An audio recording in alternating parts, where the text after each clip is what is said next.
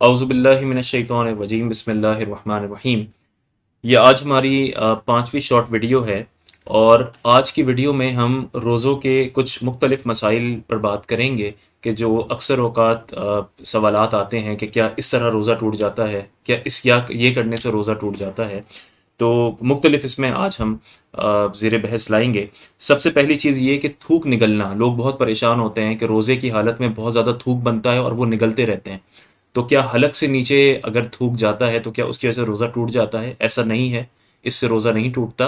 अलबत्ता ये है कि बहुत ज़्यादा इस तरह करना कि खुद से थूक निगलते रहना, ये मकरूह है, लेकिन ऐसा करने से रोज़ा नहीं टूटता। दूसरा मसला ये है कि क्या सुरमा लगाया जा सकता है? वैसे तो आँख में दवा डालना मना होता है, लेकिन बहरहाल सुरमा लगाने की इजाज़त है, क्योंकि ये नबी करीम सल्लल्लाहु अलैहि वसल्लम से साबित है। एक हदीस पाक में आता है कि आपने एक सहाबी को इसकी इजाज़त दी, तो इस वजह से, और दीगर कुछ रिवायात भी हैं कि जिससे बिल्कुल पता चलता है कि सुरमा जो है वो लगाया करते थे। तीसरी बात यह कि क्या आँख में दवा डालने से रोज़ा टूट जाता है?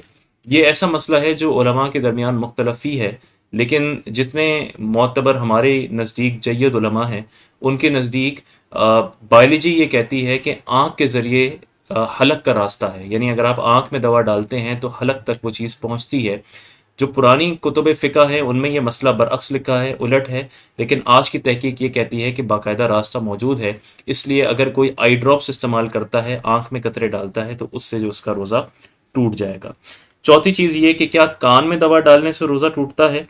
कान का रास्ता नहीं होता, इस वजह से कान में दवा डालने से रोज़ा नहीं टूटेगा। अलबत्ता अगर कोई ऐसा शख्स है कि जिसके कान का पर्दा फटा हुआ हो और उसका हलक से रास्ता बन जाता हो, तो उस सूरत में उसका भी रोज़ा टूट जाएगा, क्योंकि फिर वो चीज़, जो कतरे हैं जो कान में डाले जाएंगे, वो दाखिले बदन हो जाएंगे। आखिरी मसला बहुत अहम है और वो है इंजेक्शन या ड्रिप लगाने का मसला। इस मसले में उलमा के दरमियान इख्तलाफ है, और इख्तलाफ की बुनियाद ये है कि बाज़ उलमा ये कहते हैं कि रोज़ा टूटने का असल जो सबब है वो ये है कि जो आम तौर पर आदतन बदन में जो चीज़ दाखिल होती है, यानी मुंह के ज़रिए, नाक के ज़रिए या आँख के ज़रिए, उस तरह जब दाखिल होगी तो रोज़ा टूटेगा, वरना नहीं टूटेगा।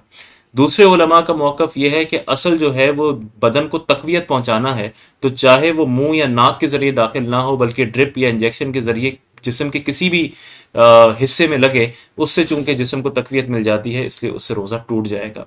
तो चूंकि इसमें इख्तिलाफ है, इसलिए इसका हल ये है कि हत्तल इम्कान कोशिश की जाए कि रोज़े के औकात में इंजेक्शन ना लगवाया जाए। पहली कोशिश तो यही है।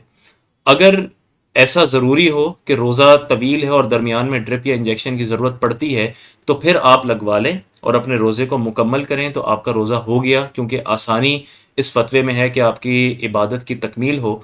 लेकिन अगर मुमकिन हो, लाजिम नहीं कह रहा, लेकिन अगर मुमकिन हो तो एहतियात वाले फतवे पर अमल करते हुए एहतियातन जिस रोज़े में आपने ये इंजेक्शन या ड्रिप का इस्तेमाल किया था, उसकी आप कज़ा कर लें, ताकि दोनों फतवा पर अमल हो सके। तो ये कुछ मसाइल थे। इंशाअल्लाह अगली वीडियोज़ में हम रोज़ों से मुताल्लिक़ ही दीगर मसाइल सुनेंगे। अल्लाह ताला से दुआ है कि अल्लाह ताला हमें इस पर अमल करने की तौफ़ीक़ अता फ़रमाए। अस्सलामु अलैकुम।